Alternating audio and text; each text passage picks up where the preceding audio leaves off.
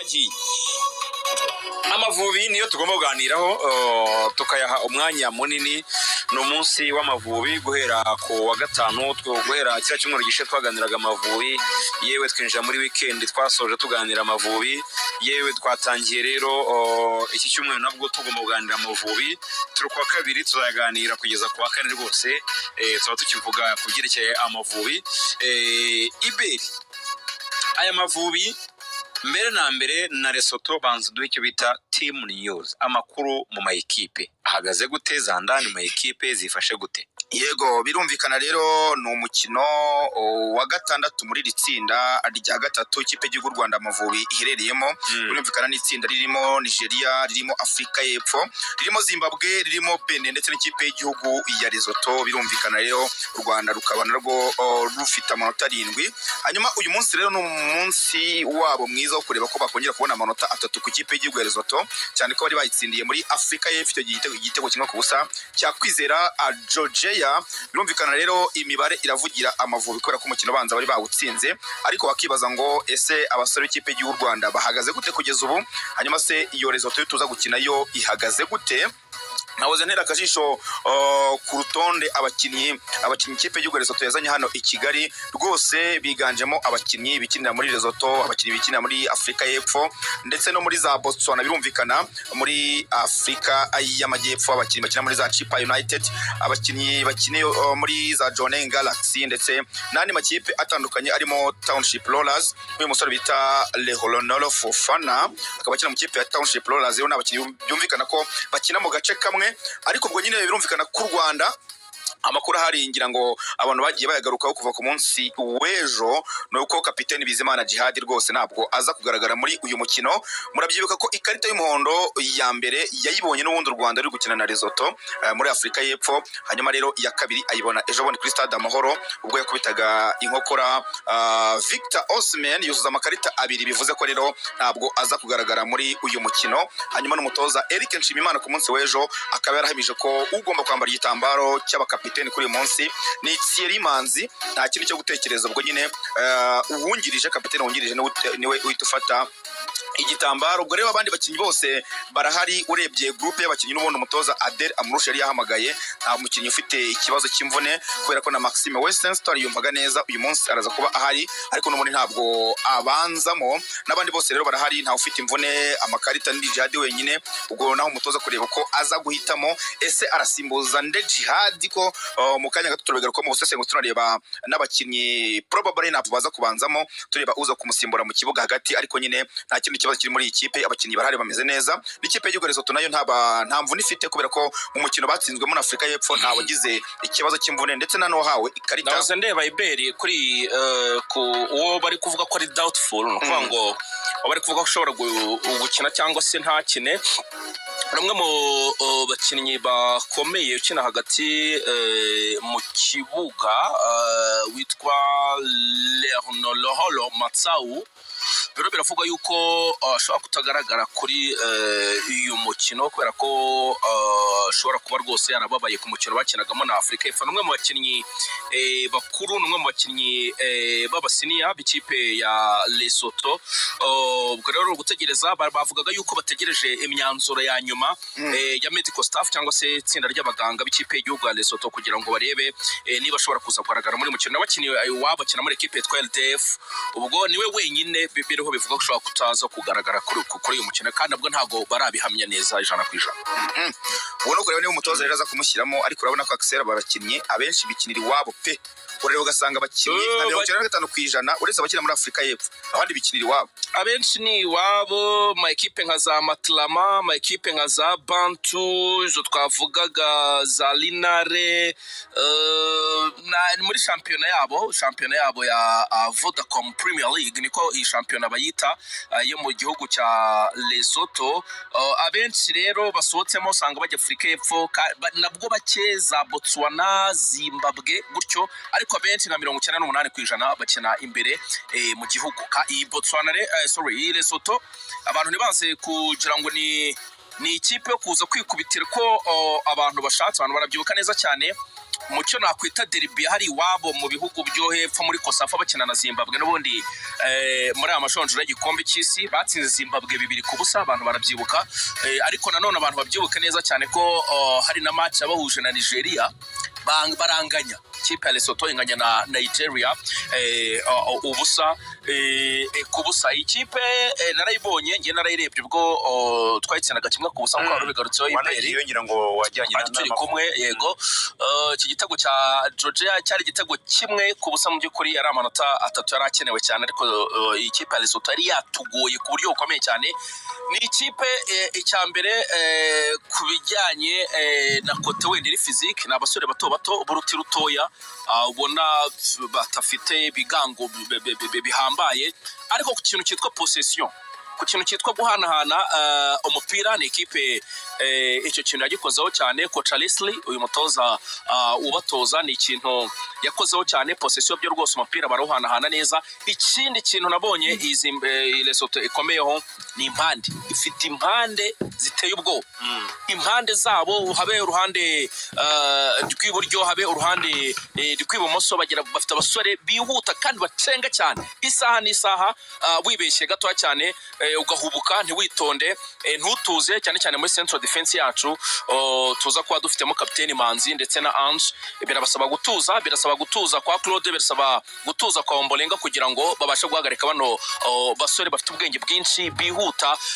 Nicyo navuga kuri ekipe ya Lesotho. Abantu ntibaza kugira ngo ni ikipe yo kuza gukubita gusa kubera ko wenda atari igihugu cy'umupira. Mere kuri ibyo Axel Rigani avuze nako ibyo Axel avuze rega expectations, ibyiyumviro by'abanyarwanda benshi nuko ngo bumva baza gutsinda Lesotho, barabihera he kubera iki? Ntabwo ari igitekerezo bavuga badafite ishingiro, kuko Lesotho ni ikipe twakinnye match ibanza yabereye muri Afurika y'Epfo, kubera ko nta kibuga barafite kiri eligible cyangwa se cyemewe kuba cyakira nibyo imikino.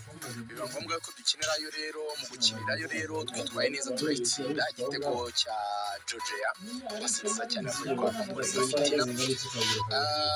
Icyo ni icyambere kiduha icyizere, ni ikipe twakinnye turayitsinda. Hanyuma icya kabiri ni ikipe no mu buryo bw'urutonde uko ruhagaze, mu by'ukuri ikipe ya Lesotho ituza inyuma. Ubwa gatatu nujya kureba abakinnyi ubwiza, nubwo nayo ifite abakinnyi bakina muri Afurika y'Epfo n'ahandi, nabwo twakabaye ari twebwe dusa naho turi imbere mu bakinnyi. Nureba n'urutonde rwa FIFA yewe Lesotho ntabwo ari igihugu wavuga ngo kiri 149.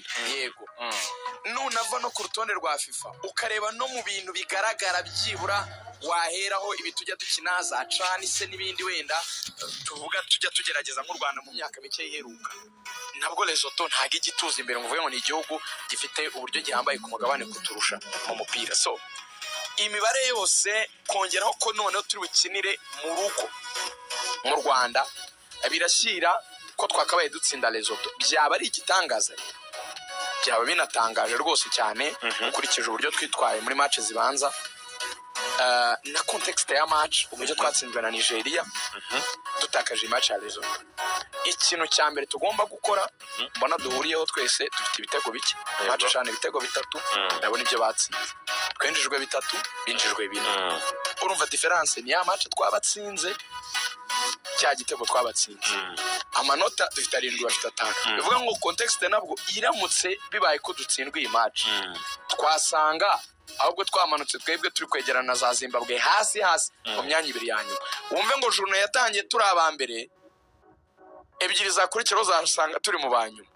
Biradusaba rero kudakora ikosa iryo ari ryo ryose, gatekereza yuko nk'uko abanyarwanda bitekereza, mu by'ukuri nanjye ndemeranya nabo. Iyi ni match yo gutsinda. Ubushize nubwo wenda ari muri qualifications zitandukanye, ariko mu gikombe cya Afurika cy'ibihugu dushaka igikombe cya Afurika cy'ibihugu kizabera muri Maroc, nagira mbibutse yuko u Rwanda rwanganyije na Nigeria i Kigali, rutsinda Benin, rwifuzaga kubona amanota kuri Libya, ruvuga ko ari insina ngufi muri groupe. Ariko ibyo Libya yakoze murabigihuka, ntabwo nanone byakongera kuba fotokopi y'uyu munsi. Niba uvuga ko Nigeria yagutsinze, ukavuga ko Lesotho yitsinze, ukavuga ko ari cyo gihugu Zimbabwe mwanganyije, Lesotho igomba gutsindwa, hakorwa iki kugira ngo amakosa yakozwe kuri Libya ataza gusubira muri ntekereza ko icya mbere harimo kubanza guha agaciro nyine uwo muhanganye, ariko ibyo ni ururimi abatoza bose abakinnyi bose bazi. Kugira ngo utsinde ikipe ni ukubanza kubaha ko hari ubushobozi ifite bwo kuba yakubabaza cyangwa yagutsinda mu gihe wayifata nk'ikipe iri aho isuzuguritse. Icyo rero twe nta nubwo turanagira icyo kintu cy'ama over confidence, kuko turi cya gihugu gihora mu bikombe bya Afurika kijya gitwara bindi bikombe ngo tuvuge ngo tujya tugira amakipe dusuzugura. Utumva Lesotho nyivuga gutyo ngo ugire ngo turi kure yayo cyane, turi muri classe zijya kwegerana kwa ntago navuga ngo turi ahantu hahambaye ugereranyije naho ibiri. So icyo rero ni ukubanza kuyubaha, tukayubahira nyine ko ari ikipe ishobora kuba yatubabaza, tukabera ko ifite amanota 5 yakoreye yayo yabonye, ngo ivuga ko ari amamatch yakoze neza. Harimo kugerageza ku exploiter umusaruro turi buze kubona mu kibuga, ko buri kipe yose buriya iri gukora animation offensive ya cyangwa se iri gusatira. Tugora twebwe nk'Amavubi turi mu buryo budashyitse kandi tudafite abakinnyi bari ku rwego rwo kubyaza uburyo budashyitse ibitego. Icyo kintu cyumve neza. Dukora ibyitwa mu half chance, ariko tudafite abakinnyi bafite capacity yo guhita bayihinduramo chance yuzuye. Bivuga ngo dusabwa gutsinda igitego gikozwe mu buryo ubona yuko margin yo kugihusha ari nto cyane, cyangwa uburyo bwo kugitsinda buri ku kigero nk'icya 90%. Niho uzabona dutsinda ibitego by'umutwe muri petit carré, ni corner se, ni coup se, ni kagatapini se k'imbere zamuka kandi umuntu akoza ikirenge gusa. Ubwo buryo rero turasabwa kubukreya kandi tugakreya bwinshi kugira ngo tubone ibitego. Ariko witondere aya makipe yose yo muri Afurika ruvuya aho ziva zikagera nizi zibigugu burya zitsinda ibitego bikeya. Muri Afurika atsinda ibitego bike pe, usanga ari 1-1, ari 2-1, usanga ari ubusa ku busa match nyinshi. Ni gace uzabona ikipe muri Afurika yanyagiye indi 4, ni gace. Bivuga ngo Lesotho rero ni muri ubwo buryo nayo iri buzivuga ngo i Kigali n'iryo rimwe naribona. Bivuga ngo twese tubiziranyeho, yaba twe na Lesotho, ko amahirwe kujya mu gikombe cy'isi ni make cyane kubera abo turi kumwe mu itsinda South Africa na Nigeria. Ariko buri wese arabizi neza ko buri wese yakora amanota ku wundi afite ibindi yamufasha. Erega nk'aya manota mutsindira gutya ni azamura urutonde rwanyu, umwanya wanyu ku rutonde rwa FIFA.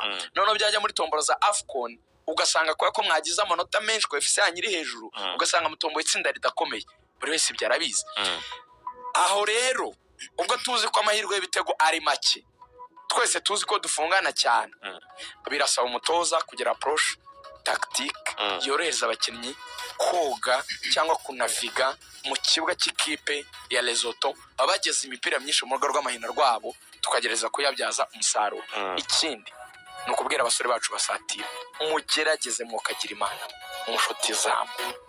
Ibi bintu bya icyo abafaransa bita ngo ni possession stérile, Abanyarwanda uko twakunda kubabwira amagambo y'amanyamahanga, ubundi stérile ni ikintu kitabyara n'ingumba.